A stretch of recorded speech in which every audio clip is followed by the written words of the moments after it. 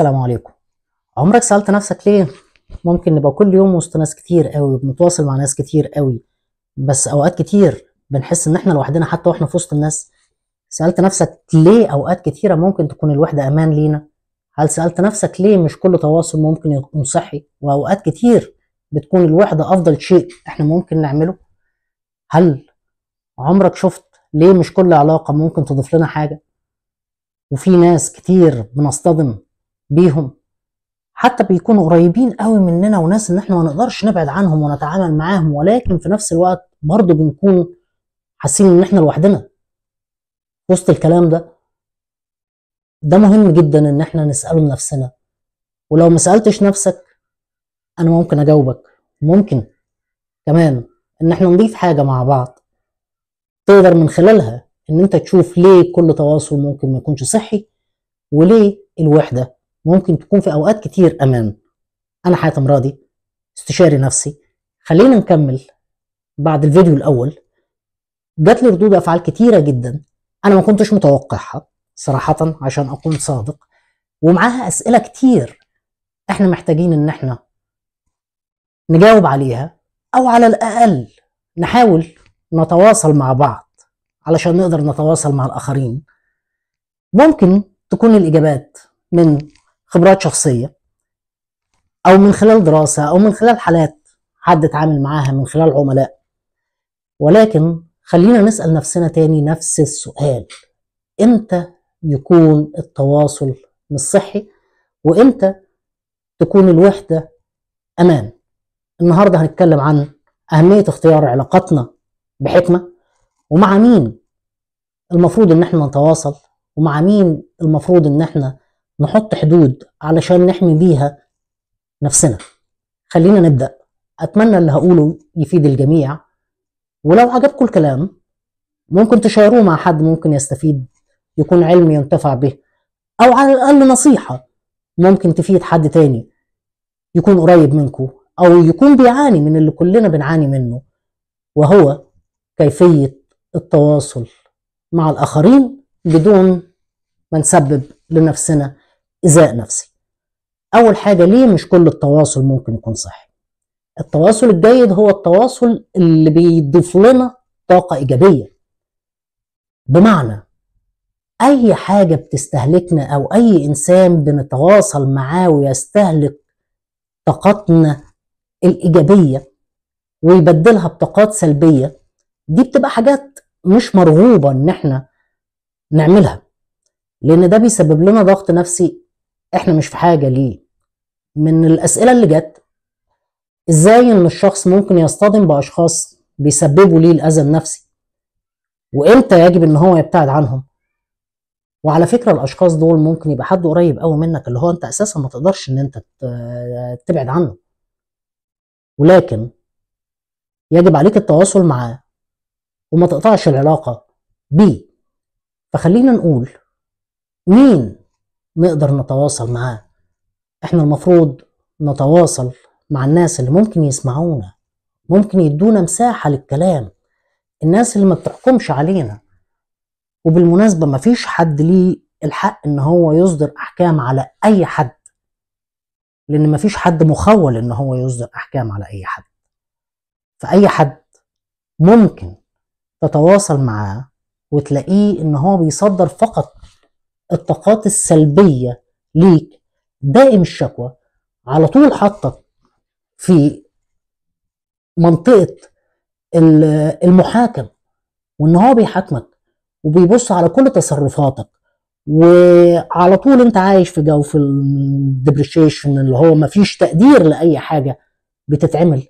الناس دي المفروض ان احنا نحط حدود في التعامل معاهم، والحدود دي بتكون بطريقة مهذبة جدا. طبعا الموضوع بسيط، هي الفكرة كلها ازاي تقدر تقول لا، وازاي تقدر تقول والله انا ممكن اعمل اللي انت بتقوله، ولكن انا عندي وجهة نظر وعندي حاجة انا حابب احققها لنفسي، فممكن ان انا اكون في مكان تاني، او ممكن ان انا اغير التفكير ده. فوضع الحدود مع الناس ليه عامل كبير في التأثير على الصحة النفسية.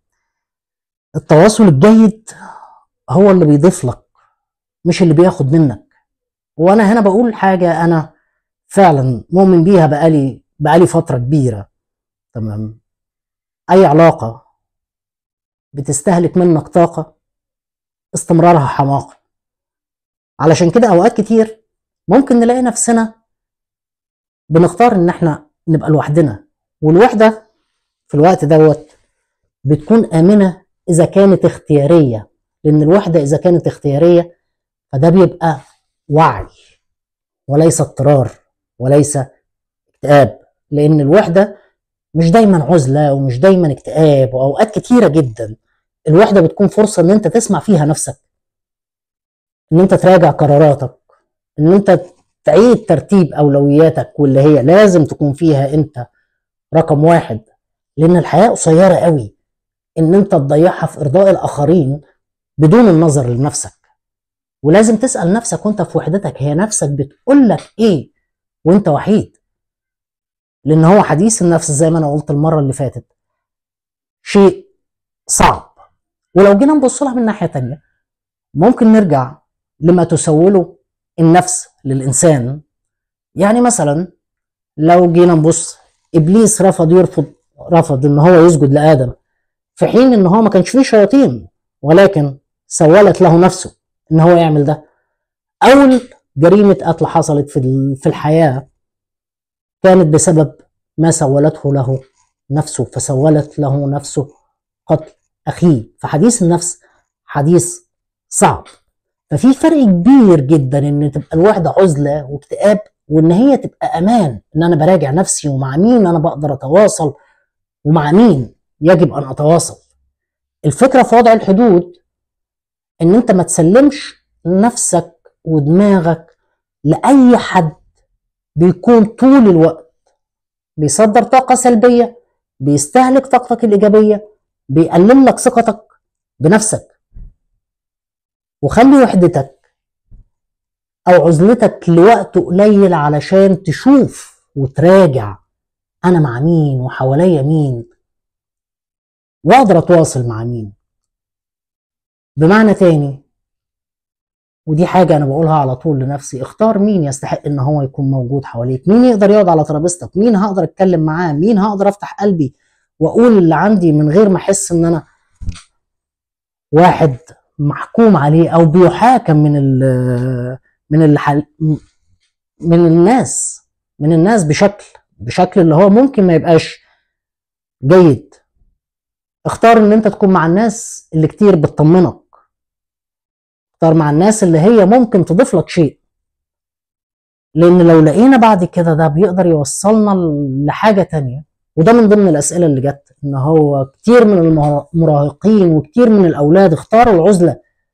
لو بصيت للموضوع هتلاقي ان فعلا كتير مننا كاباء كامهات كايا كان هو مين بيتواصل مع المراهقين، هو على طول الوقت بيديله الاحساس ان هو انت مش جيد، انت ما لا لا لا لا الفكره دي غلط، المفروض ان انت تغير فكرك. وعشان كده بتلاقوا كتير من المراهقين او كتير من اولادنا قاعدين لوحدهم واخدين جنب، هو قاعد مع تليفونه. بالمناسبه في دراسه اتعملت مؤخرا عن معظم الاسئله اللي اتسالت للاي اي والكتير من الابلكيشنز اللي موجوده دلوقتي اللي الناس على طول بتتواصل معاها.